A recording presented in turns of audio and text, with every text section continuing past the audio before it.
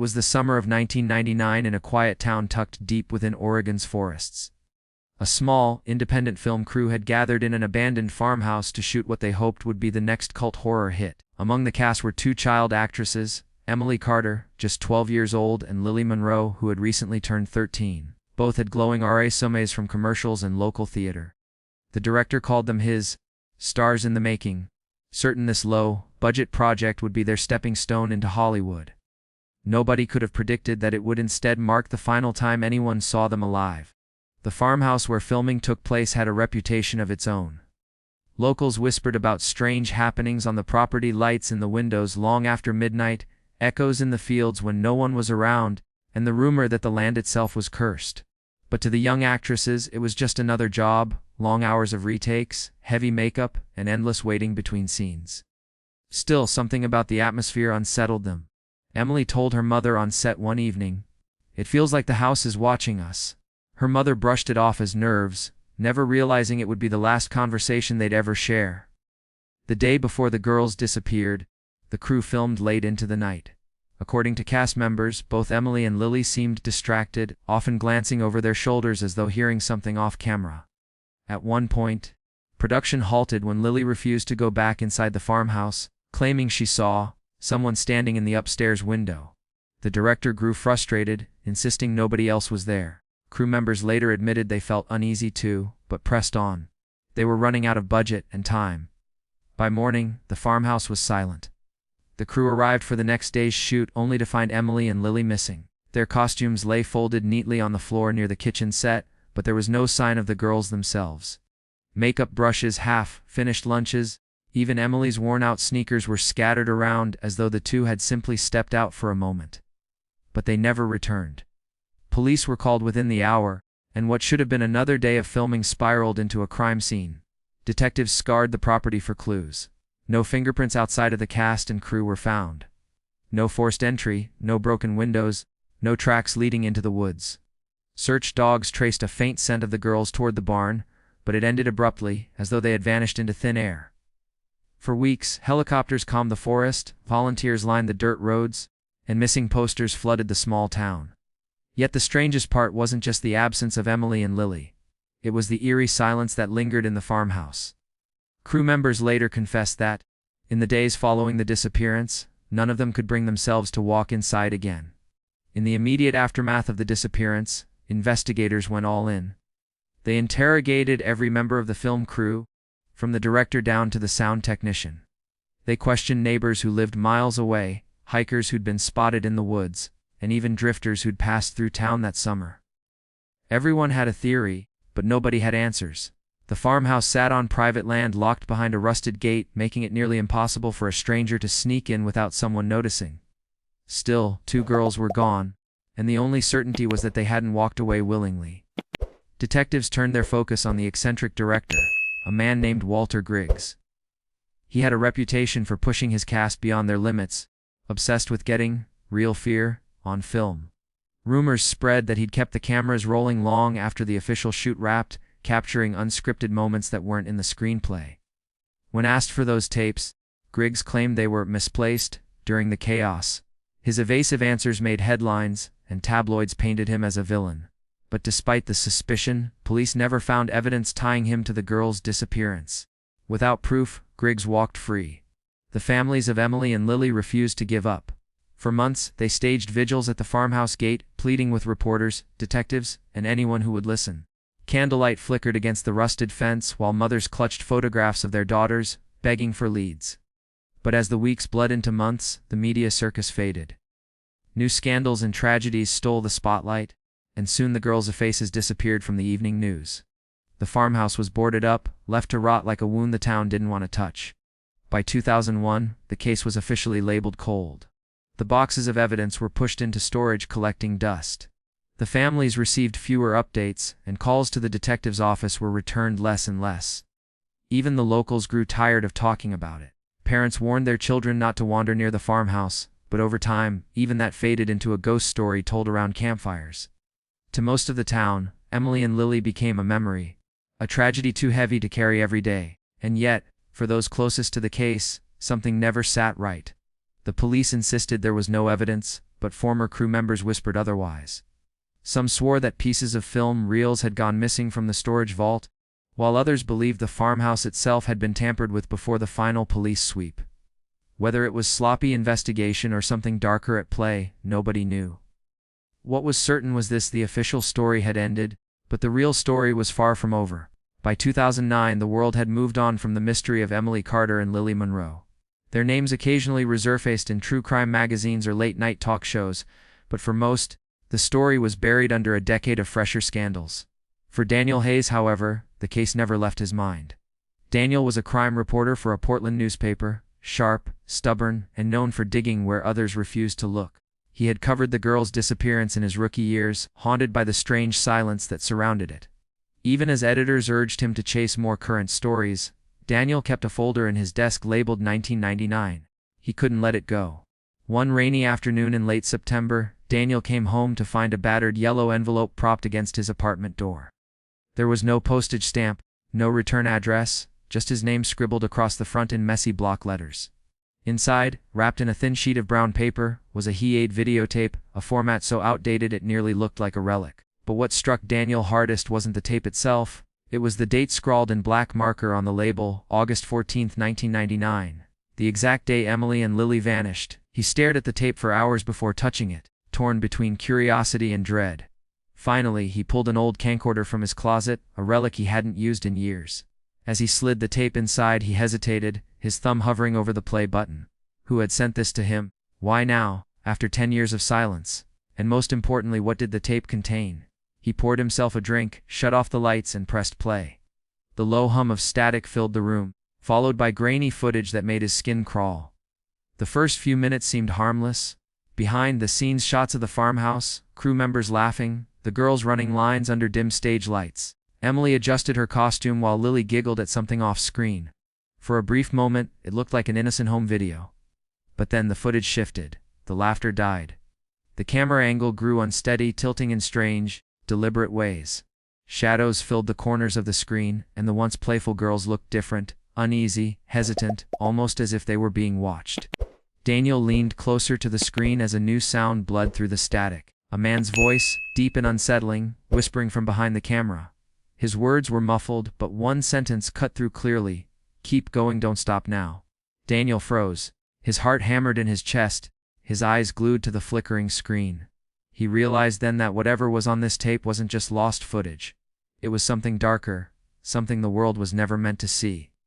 The footage flickered, colors bleeding in and out as if the tape itself were resisting being played. At first, Daniel thought it was just age, 10 years of dust and wear. But the distortions felt deliberate, almost as if someone had tampered with the recording. He leaned forward, the glow of the screen painting his apartment walls in pale light. Emily and Lily were there again, but their smiles were strained now, their eyes darting nervously toward something, or someone, off camera.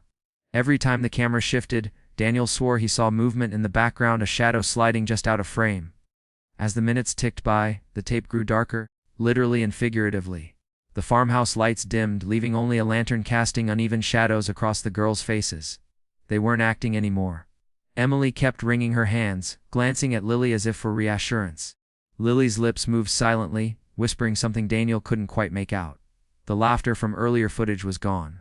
In its place was silence, thick, suffocating silence, broken only by the occasional rustle or creak from somewhere off-screen. Then came the voice again, low, raspy, and much closer this time. "Look at the camera," it ordered. The girls obeyed instantly, their faces pale, eyes wide. Daniel's chest tightened as he realized they weren't performing, they were being controlled. Whoever was holding that camera wasn't just documenting the film. He was orchestrating something. Daniel instinctively checked his own apartment, scanning the shadows of his living room, half expecting someone to be standing there, recording him in the same way. At the 12-minute mark, the tape stuttered and the image blurred into static. For a few seconds, Daniel saw nothing but a gray, buzzing haze. When the picture returned, the setting had changed. Emily and Lily were no longer inside the farmhouse. They were standing in what looked like a barn, the air around them hazy, dust drifting through the single beam of light from a broken window. They weren't speaking now, just staring ahead, trembling. In the corner of the frame, something shifted, too fast to identify.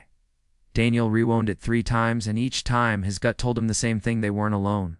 The scene ended as abruptly as it began. The girls froze, their eyes wide, as though they had just seen something terrifying beyond the camera's reach. Then the screen cut to black. For a long while Daniel sat frozen, the quiet hum of the VCR filling his apartment. He rubbed his face with shaking hands, replaying the sound of that voice in his mind. It wasn't just eerie, it carried authority, menace, control. Whoever was speaking had power over them. And for Daniel, one chilling realization took root: this tape wasn't meant for the police or the families. It was meant for him.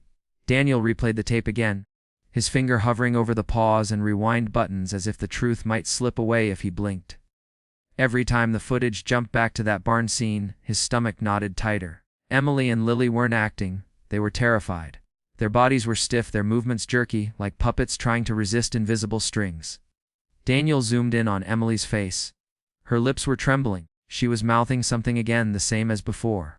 After a dozen rewinds, Daniel caught it: "Help us." The words were silent but unmistakable. He pressed play again, forcing himself to watch frame by frame. That's when he noticed the shadow. It wasn't just movement, it was a figure. A man, tall and broad-shouldered, standing half in darkness near the far wall of the barn. His features were obscured, but the posture was wrong. Too still, too deliberate, like he wanted to be seen just enough. The camera never panned to him, almost as though whoever was filming didn't want to reveal too much. But Daniel's instincts screamed that the figure wasn't the cameraman. It was someone else entirely. At 20 minutes in, the tape distorted again, the audio crackling with bursts of static. Beneath the hiss, Daniel swore he heard something faint. Not a voice this time, but a sound. A scraping noise, metal against wood, echoing in the distance. Emily flinched at it. Lily's eyes darted toward the sound, wide with panic, as though they recognized it. Daniel replayed it over and over until his ears rang. It wasn't background noise.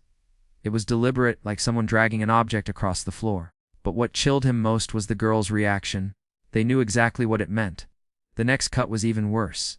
The girls were closer to the camera now, almost as if they'd been forced to move.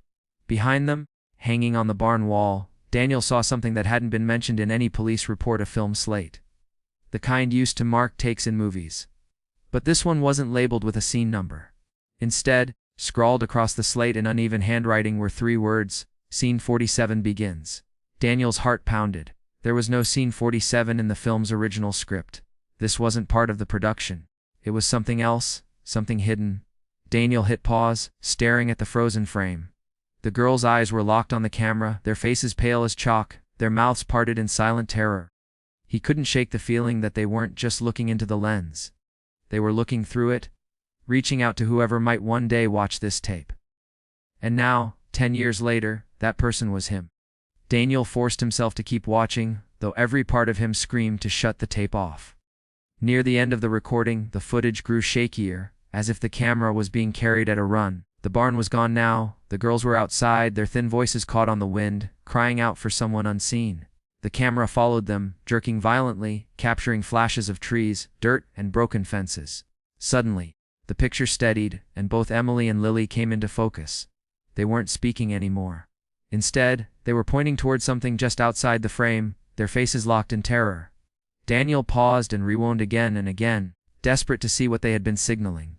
At first, it looked like nothing more than a blur, a dark smear in the corner of the frame. But on the third rewind, he froze it at the exact second their arms lifted. There, half hidden behind the distortion of the old tape, was a signpost. The letters were faint, barely legible, but Daniel leaned in close until the screen's glow hurt his eyes. Slowly, the words came into focus: mile marker 47. He sat back, stunned. That location had never been listed in any of the case files he'd studied, nor had it been mentioned by the police or the families. Daniel knew Oregon's highways well, and he couldn't recall a marker numbered 47 anywhere near the farmhouse or its surrounding roads. His reporter's instincts kicked in immediately. Why would the girls have pointed to that sign? Was it a clue they had tried to leave behind? Or was it staged, planted by whoever orchestrated this nightmare to taunt anyone watching years later? The more he stared at the frozen frame, the more unsettled he became. The sign didn't just appear by chance, it was deliberate. It lingered just long enough on screen, as though the cameraman wanted it noticed, but not explained. Daniel jotted the words in his notebook, circling them twice until the ink pressed deep into the paper: mile marker 47. His hands trembled as he wrote, because deep down he knew what this meant. Someone had intended for the tape to be found. Someone had intended for him to see this. As the tape rolled on past that frozen moment, the screen erupted into static once more. The girls' figures blurred, their pointing hands swallowed by white noise. Daniel's reflection stared back at him in the black television screen, pale and shaken. He whispered the words out loud, his own voice cracking the silence of his apartment, mile marker 47. And in that moment, he realized the tape wasn't just evidence. It was a map. A trail leading somewhere no one had ever dared to look. Daniel sat in the dim glow of his television, the words mile marker 47 circling in his mind like a curse he couldn't shake. The tape had ended minutes ago, but he hadn't moved, paralyzed by the weight of what he'd just witnessed. His notepad lay open on the coffee table, the ink still wet where he had underlined the phrase again and again. The silence in his apartment felt heavier than usual, pressing against his ears, amplifying every tick of the clock on the wall. He was about to rewind the tape once more when a sudden, sharp knock rattled his front door. It was past midnight. Daniel's building was quiet at this hour, most of his neighbors long asleep. The sound startled him so badly that he nearly dropped the remote. His pulse spiked as he turned toward the door, listening. Another knock followed, slower this time, deliberate. Whoever it was, they weren't in a hurry. Daniel's first thought was absurd. Maybe it was the person who had delivered the tape, waiting for him to finish watching. His second thought was worse. What if they had been watching him the entire time? He stood and approached the door cautiously, his bare feet silent on the wooden floor. The peephole revealed nothing but the dimly lit hallway outside. No shadow, no movement, just emptiness. Daniel hesitated, his breath fogging the glass as he leaned closer, straining for any sound. He waited a full 30 seconds, but the hall remained lifeless. Against his better judgment, he unlocked the chain and pulled the door open.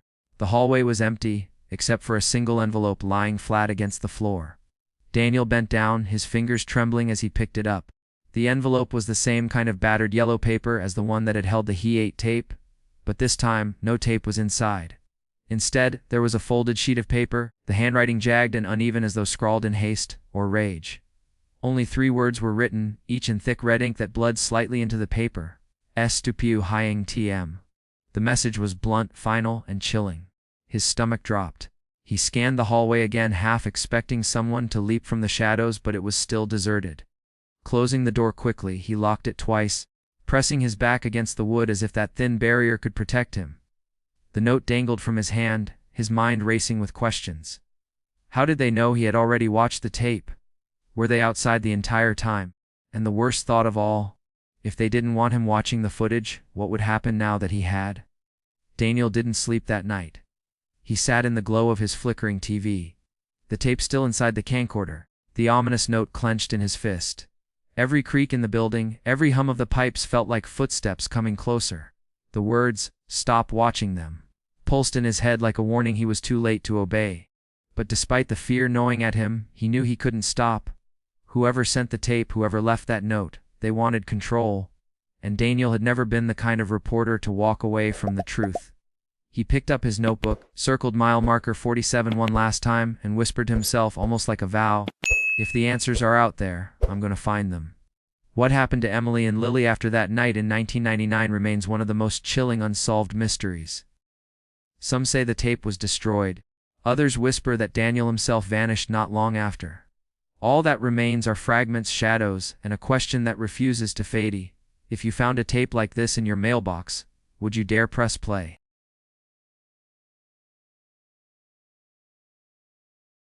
If you liked this video, don't forget to hit that like button, share it with your friends, and drop your thoughts in the comments below. Most importantly, subscribe and hit the bell icon so the next secret finds you first.